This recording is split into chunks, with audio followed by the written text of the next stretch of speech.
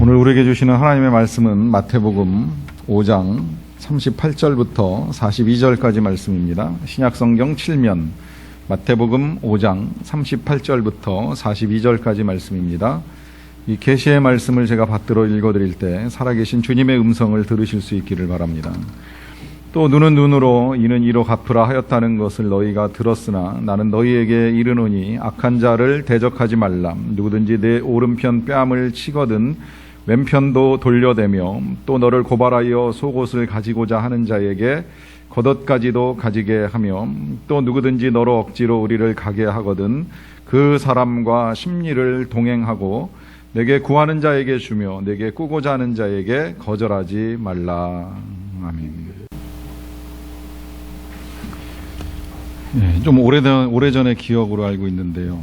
한 30년쯤 된 것 같아요. 기차표를 살 일이 있어가지고 철도청을 역사를 들린 일이 있습니다. 역에 들려서 표를 사는데 원하는 표 예매하기 위해서 말을 했더니 옆창구로 가라고 하는 안내를 받았습니다. 옆창구에 가서 제가 원하는 표를 부탁을 했더니 몇 번 창구로 가라고 하는 이야기를 하더라고요. 그래서 또다시 그곳에 가서 제가 원하는 표를 달라고 얘기를 했더니 이번엔 또 다른 창구로 가라고 이야기하면서 한 서너 번 자리를 움직이게 만드는 일이 있었습니다. 마지막 창구에 가서 똑같은 반응을 듣고 나서 이제 좀 마음이 불편한 가운데 이야기했죠. 정확하게 좀 얘기를 해달라. 도대체 어디에 가서 내가 이것을 살 수 있는지 정확하게 좀 알았으면 좋겠다고 하니까 어디로 보내더라고요. 가서 만나서 이야기를 나누는 중에 똑같은 반응을 들었습니다. 여기가 아니라 또 다른 데로 가라고 하는 거예요. 그래서 인내심의 한계가 도달해서 이제 역사 안으로 들어가서 지금까지 있었던 상황들을 설명을 하고 이해를 구하고 이제 표를 구하는 일이 있었습니다. 일련의 과정들을 통해서 오랫동안 제 머릿속에 철도청은 우리나라에서 가장 불친절한 곳으로 기억이 되었습니다. 지금은 아니라고 생각을 합니다. 지금 철도 현황도 많이 달라지고 역사도 많이 바뀌면서 많은 부분 서비스가 달라졌다고 생각을 합니다만 한두 번의 경험이 이 오랫동안 제가 가지고 있는 생각을 바꾸는 데는 시간이 좀 많이 걸렸다라고 하는 것을 부정할 수는 없습니다. 이와 같은 경험을 가지신 분들이 계시는지는 모르겠지만 여러분들 때때로 살다가 우리가 불친절한 곳에 가서 불친절한 일들을 경험하게 되면 기분이 나쁘고 그곳에 대한 감정이 오랫동안 남아있는 일들이 있을 수 있습니다. 또 반대로 어떤 곳에 가서 누군가에게 친절한 경험을 이제 하게 되면 그곳에 대한 인식이 전반적으로 이제 좋게 느껴질 때가 있습니다. 저는 나라 중에 제일 친절한 나라를 꼽으라고 한다면 제 경험 속으로 판단하건대 이제 싱가포르라고 하는 나라가 전 세계에서 가장 친절한 나라라고 인식을 합니다. 이제 그렇게 생각하는 이유가 있어요. 그건 신혼여행을 그 나라로 갔었는데 이제 저녁에 시간이 좀 나길래 아내하고 둘이 나와서 다른 곳에 가서 구경을 하기 위해서 버스를 타고 목적지를 찾아가는 일이 있었습니다. 찾아가는 과정 중에 이제 행여라도 잘못 탔을까 또 찾아가는 일에 혼선이 생길까 같이 타고 있는 이제 옆자리에 여자분에게 우리 가는 목적지를 질문했던 일이 있는데 그분이 상세하게 설명을 해주더라고요. 몇 번 가서 내리고 내려서 어느 방향으로 어떻게 가면 목적지를 찾을 수 있을 것이다. 설명을 잘 해주었습니다. 이제 듣고 그렇게 가려고 하는데 조금 있다가 그 여자분이 이제 저희들한테 자기를 따라서 내리면 좋겠다고 하는 제안을 하더라고요. 그래서 워낙 친절하게 설명을 잘 해주었기 때문에 그냥 믿는 마음으로 이제 따라서 그가 내릴 때 같이 버스에서 내렸습니다. 내리고 나니까 한 번 더 이제 어떤 방향으로 어떻게 가면 어떻게 목적지를 찾을 수 있는지를 자세하게 설명해주고 이제 그러고 이제 헤어질 시간이 됐어요. 그래서 제가 질문했습니다. 댁이 이 근처시냐 물어봤죠. 그랬더니 아니라는 거예요. 그럼 목적지는 어디였냐 그랬더니 이미 지나쳐 왔다는 겁니다.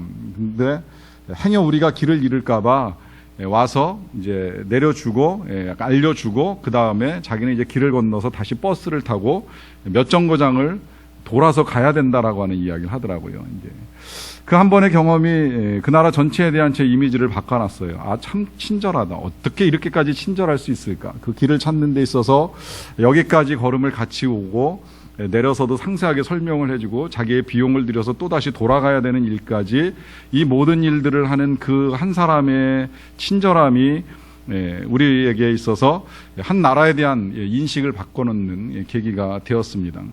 여러분, 이런 경험들을 할 때마다 우리는 이제 이런 기준 하나는 분명해집니다. 친절한 것을 싫어할 사람이 없고요.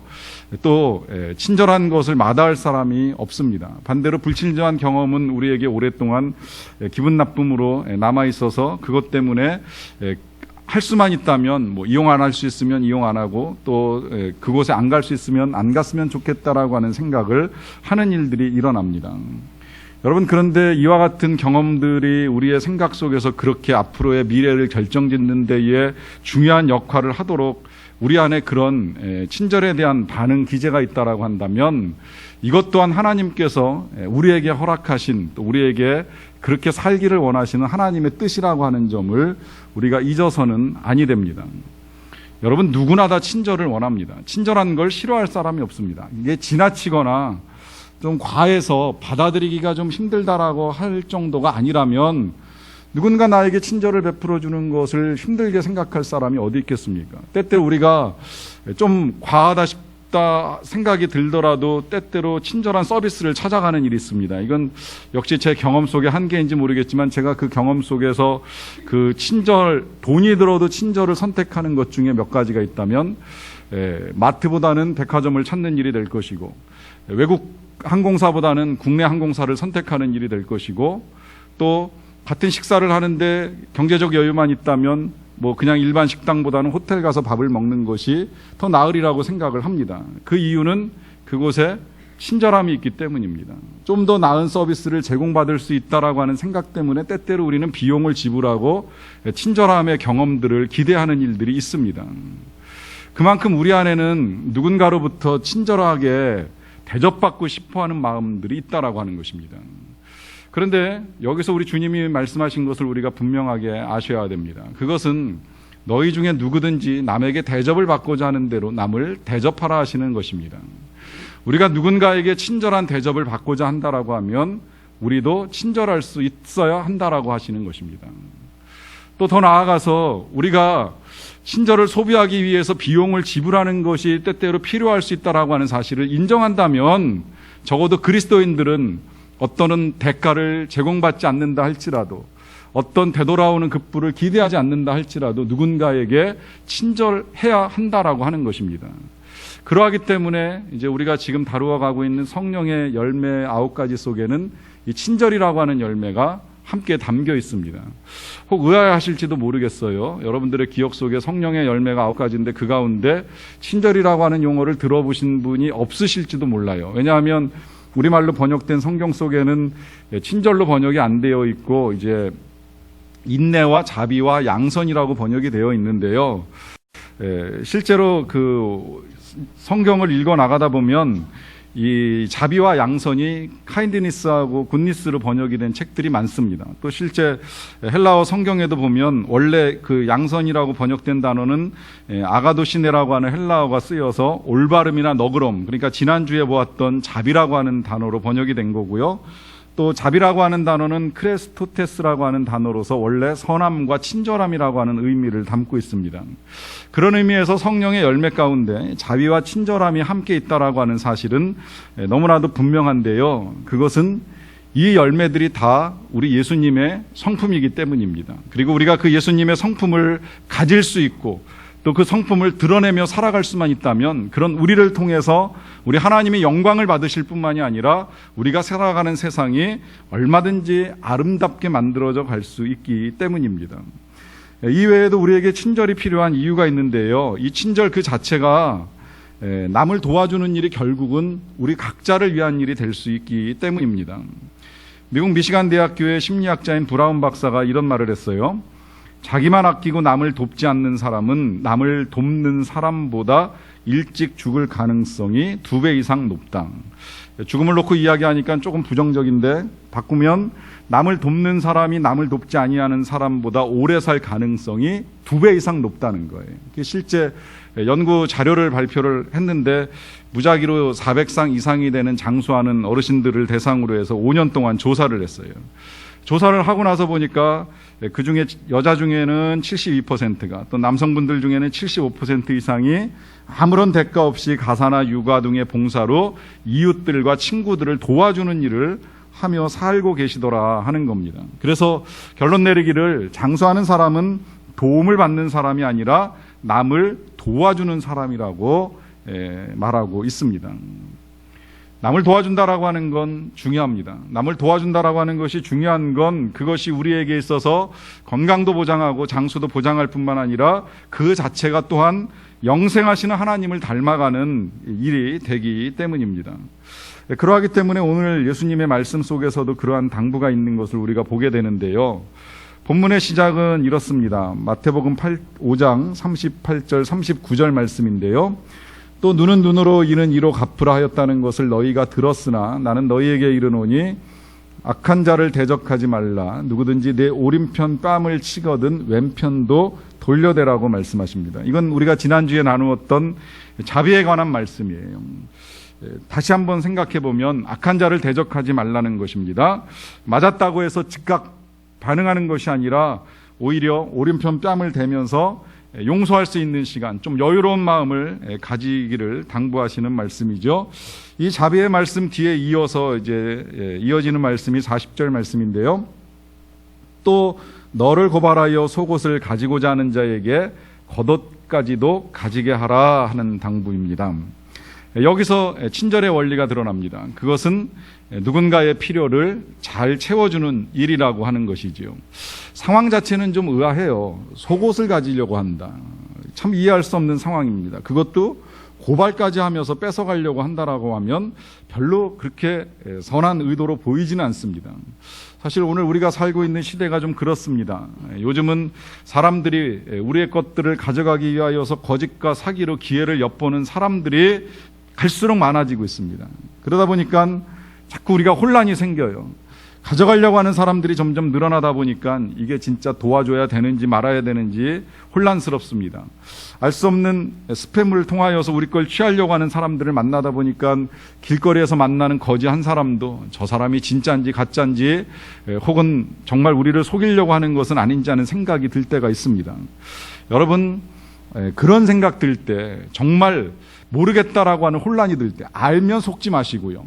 알면 물리치셔야 됩니다. 그러나 모르는 상황 속에서 의심하기보다 우리에게 필요한 건 지난주에 배운 대로 긍정적으로 보세요. 긍정적으로 본다는 건 자비를 베푸는 것이고 자비를 베푼다는 건 불쌍히 여기는 걸 의미합니다.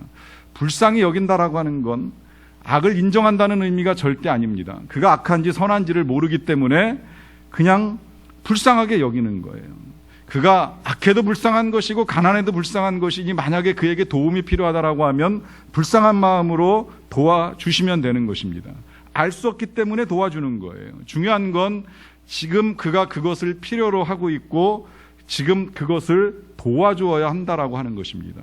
이 도와준다는 것, 이것이 친절인데 참으로 의미 있고 아름다운 일이 됩니다. 지난주에 이어서 여경 이야기를 몇 개 더 할까 하는데요. 지난 5월 초에 전북 진안에서 이런 일이 있었습니다. 실종되었던 84세의 치매 할머니를 찾아내는 기사가 있었는데요.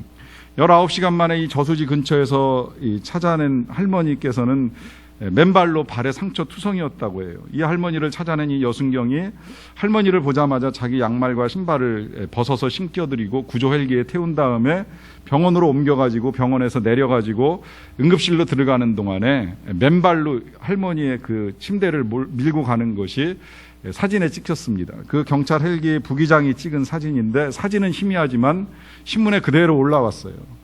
올린 이유는 이게 부기장이 보기에도 사람의 마음을 흐뭇하게 하는 광경이다 보니까 이제 그 사진을 그대로 올렸고 기사로 보도가 되었습니다. 기사를 평가하는 그 평론 가운데 나중에 그런 글도 있더라고요. 혹자는 모든 경찰이 좀 이러했으면 좋겠고 공직자들이 이랬으면 좋겠다라고 하는 말씀도 있었습니다. 읽으면서 그런 생각을 합니다. 기왕이면 우리 세상이 좀 다 그랬으면 좋겠고 다 그러기를 기대할 수는 없겠지만 우리 그리스도인들만이라도 좀 이렇게 살아갈 수 있으면 좋겠다. 누군가 정말 도움이 필요로 하는 사람들을 만나게 된다면 그를 도와줄 수 있는 세상, 그에게 필요한 것들을 채워주는 세상이 주님께서 원하시는 세상이기 때문입니다. 친절은 또한 동행이라고 할 수 있겠는데요. 이어지는 41절 말씀입니다. 또 누구든지 너로 억지로 오리를 가게 하거든 그 사람과 심리를 동행하라 그래요. 이제 여기서 또다시 주님이 우리에게 조금 힘든 요구를 하십니다. 누구든지 너로 억지로 오리를 가게 하거든 그 사람과 심리를 동행하라 그래요. 오리라 그러면 한 2km 정도 누가 같이 가줄 수 있냐 부탁하는 것인데 쉽지 않아요. 그런데 그런 사람을 만나면 심리 4km를 가라 그래요. 여러분, 이 말씀은 조금만 더 우리가 확대해서 생각을 해볼 필요가 있겠는데요. 힘들어 보이지만 잘만 생각하면 오히려 우리의 삶을 좀 더 쉽게 만들어주는 원리가 있고요. 또 그 가운데 우리가 어떻게 친절을 베풀어야 되는가라고 하는 방법도 제시가 됩니다. 생각해 보시면 억지로 오리를 가는 건 힘듭니다. 그런데 자원하는 마음으로 심리를 가는 건 그렇게 어려운 일도 아닐 수 있다라고 하는 거예요. 만약에 우리가 일로 2km를 걸어가야 된다라고 하면 그게 노동이라 힘들어질지 모르겠지만 아침에 운동 삼아, 저녁에 산책 삼아 한 4km 정도, 통상적으로 제가 운동할 때 걷는 거리가 그 정도 된다고 생각하는데 얼마든지 할 수 있는 일이에요. 그러니 어차피 갈 수밖에 없는 상황이라고 한다면 마지못해 끌려서 2km를 가느니 즐거운 마음으로 운동하듯이 4km를 가라고 하면서 우리가 어떤 마음으로 친절을 베풀어야 할 것인가라고 하는 것을 주님이 우리에게 알려주시고 계십니다. 기쁜 마음으로 같이 가라는 거예요. 동행하라는 거예요. 동행하면 그것이 친절이 되고 그것을 통하여서 누군가에게 힘이 될 수 있다라고 하는 것입니다. 경찰 이야기 한 번만 더 하자면요. 지난 4월 19일에 마포대교 부근에 이런 일이 있었습니다. 전망대 부근에서 한 여고생이 앉아 있었어요. 학교에서 왕따를 당해가지고 자살을 결심한 학생입니다. 그 앞으로 한 여순경이 다가와서 만나게 되었는데 이 여고생의 친구로부터 신고를 받고 이제 달려간 새내기 순경이라고 해요. 우산을 가지고 찾아가서 울고 있는 여학생 곁에 앉으면서 이렇게 말했다고 합니다. 언니랑 같이 걸을래? 순경은 이 여학생에게 너를 위해 울어줄 친구는 한 명만 있으면 되고 지금 그 친구가 필요하다면 내가 너의 친구가 되어줄게라고 하면서 위로를 했고요. 결국 이 학생은 부모와 함께 무사히 집으로 돌아갔다고 합니다. 이 자살을 결심하고 다리 위에 서 있던 한 여학생이 다시 집으로 돌아가는 일이 가능할 수 있었던 이유, 그것이 동행입니다. 그런데 동행이 중요한 건 뭐냐면 그 동행하는 과정 중에 필요한 것이 조금 있어요. 그거는 함께 가는 사람들과 함께 마음을 나누는 것입니다. 지금 그 사람에게 있어서 정말 필요한 것이 무엇인지를 이해해 주는 것입니다. 근데 이 무엇인지를 이해하는 데 있어서 또 필요한 것이 있는데 그것은 먼저 들어주는 것입니다. 우리 현대인들에게 있어서 가장 필요한 것, 오늘 이 42절 말씀에도 보시면 내게 구하는 자에게 주며 내게 꾸고자 하는 자에게 거절하지 말라고 하는데 사실 구하는 자, 꾸고자 하는 자를 많이 만나는 것이 아니라 우리의 삶의 때때로 우리의 이야기들을 들어줄 사람이 필요할 때가 있습니다. 내가 지금 어떤 일들을 겪고 있는지 그리고 내 마음의 상태가 어떠한지를 이해해 줄 사람들이 필요합니다. 현대인들이 구하는 것은 그렇게 누군가 내 이야기를 들어주는 것이고 또 나를 이해해 주는 것이 필요하다라고 생각될 때가 많이 있습니다. 그렇다라고 하면 동행은 다른 어떤 것이 아니라 함께 걸으며 들어주는 것입니다. 이해해 주는 것입니다. 지금 그 사람의 마음이 어떠한지를 최대한 이해하려고 공감하면서 듣는 것이 진정한 동행입니다. 그러다가 이제 필요하다라고 하면 거기에 조금 설명이 뒤따를 수는 있어요. 그 사람의 마음을 다시 바로잡아주기 위해서나 아니면 그 사람이 그 지금 겪고 있는 그 모든 것들이 전부가 아니라고 하는 사실을 분명하게 이해시키기 위하여서 그에게 필요한 설명을 하는 일이 있을 수는 있겠는데 분명하게 그 설명은 그에 대한 충분한 이해 가운데 전달되어지는 설명이어야 한다라고 하는 것입니다. 근간의 질병으로 인하여 많은 사람들이 두려움에 빠지기도 하고요. 특히 병에 대한 두려움 못지않게 커져가고 있는 건 정부에 대한 불신과 미움이 아닌가라고 하는 생각이 듭니다. 그 출발점에 어쩌면 제대로 된 설명과 보도가 없었기 때문이 아니었나라고 하는 생각을 하면서 충분한 이해와 설명이 우리의 삶 가운데 오해를 풀고 소통을 통한 바른 이해를 이루어가는데 얼마나 중요한가라고 하는 생각을 하게 됩니다. 그렇게 보면 여러분, 우리의 삶 가운데에서도 우리의 가족들 간에, 우리의 가까운 사람들 간에 있어서도 충분히 들어주고 공감해주고 또 충분히 알려주고 하는 일들이 우리에게 있어서 필요하다라고 하는 사실을 잊지 마시기를 바랍니다. 여러분, 그냥 무조건 상대방이 나를 이해해 주겠지라고만 생각하지 마시고, 힘들면 내가 왜 힘든지, 또 내가 왜 화가 났는지, 자녀들에게는 그렇게 하면 뭐가 잘못된 것인지 충분한 설명 후에 서로에 대한 이해를 넓혀가는 것이 필요합니다. 때로 이러한 설명 없이 명령하고, 설명 없이 억압하고, 설명 없이 침묵하고, 때리고 하는 것들이 상처가 되고 불화가 될 수 있다라고 하는 거예요.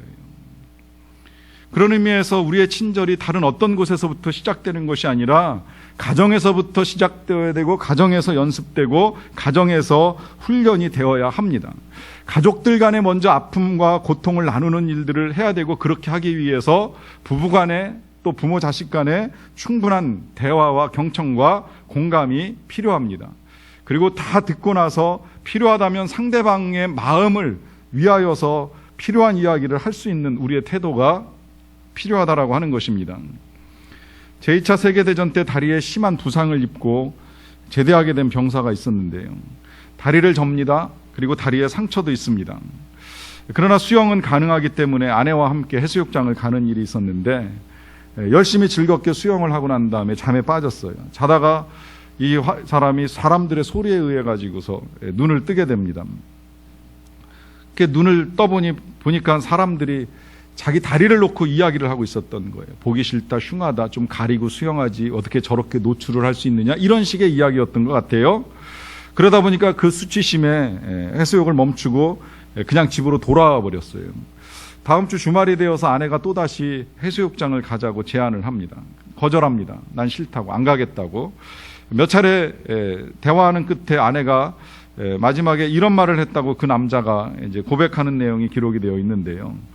바로 그때 아내는 내가 한평생 잊을 수 없는 말을 내게 해 주었습니다. 그 말을 듣자마자 저는 기쁜 마음으로 아내와 함께 해수욕장으로 달려갔습니다. 아내는 제게 이렇게 말했습니다. 여보, 당신의 다리는 당신의 용기를 증명해 주는 표시예요. 당신은 훌륭한 행동을 한 결과로 이렇게 되었으니 결코 숨길 필요가 없어요. 어떻게 해서 그 상처를 얻었는지 생각한다면 언제나 정정당당하게 남들 앞에 보일 수 있는 거예요. 다시 가서 수영을 해요. 이 아내의 말에 그는 자기 자신이 장애인이라고 하는 열등감에서 벗어날 수 있었다고 말합니다. 그런데 이 아내의 말이 그냥 나온 것이 아니지요. 남편의 연약함, 아픔을 충분히 공감하고 있었습니다. 함께하고 있었습니다. 그리고 함께 공감하고 함께 아파하는 가운데에 지금 남편에게 있어서 필요한 것이 무엇인지를 정확하게 이해하고 그것을 전해주었습니다. 그 위로의 언어가 남편을 다시 일으켜 세우고 사람 앞에 설 수 있는 힘이 되게 해 주었습니다. 여러분, 지금 오늘 우리에게 필요한 것이 바로 이것입니다. 상대방의 약점만을 바라보는 것이 아니라 그 약점이 오히려 장점이 될 수 있고, 그 약점이 오히려 힘이 될 수 있고, 그 아픔 속에서도 다시 힘을 낼 수 있는 용기를 갖도록 도와주는 일이 필요합니다. 그렇게 우리가 전달하는 우리의 위로가 언어가 바로 친절함이 되는 것이고, 그런 우리의 삶이 하나님의 일들을 드러내는 것입니다. 특별히 하나님의 친절하심은 너무나도 우리에게 중요한 것이기 때문에 하나님이 우리가 이것을 닮아가기를 원하고 계시는데요. 우리 많은 사람들이 하나님의 친절하심을 오해합니다. 하나님이 동행하시는데 하나님이 우리와 동행하시는 걸 인식하지 못할 때가 많아요. 우리가 얼마든지 질문만 하면 하나님은 답할 준비를 하고 계시는데 때때로 하나님의 설명이 부족하다고 인식하면서 우리가 하나님께 대하여서 하나님의 설명 없는 말씀 때문에 우리가 하나님을 이해하는데 부족하다, 답답하다 하면서 스스로 판단하고 결정을 내려버립니다. 여러분, 절대 그렇지 않습니다. 하나님은 우리가 언제든지 원하기만 하면 우리와 동행하십니다. 우리가 밀쳐내고 거절하지 아니하는 한 하나님은 우리와 동행하시는 걸 가장 기뻐하시는 하나님이십니다. 그리고 우리가 조금만 더 적극적으로 하나님 앞에 나아가서 우리의 삶의 일들을 하나님 앞에 드러내놓고 도우심을 구하면 하나님 절대 외면하지 아니하십니다.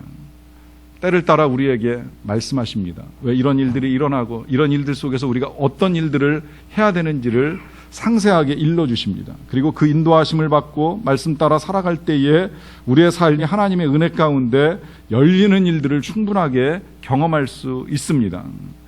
그렇게 우리의 삶에 친절한 은혜를 베푸시는 하나님이시기 때문에 오늘 우리를 통하여서 또다시 세상에 그와 같은 사랑이 전달되기를 원하고 계시는 것입니다.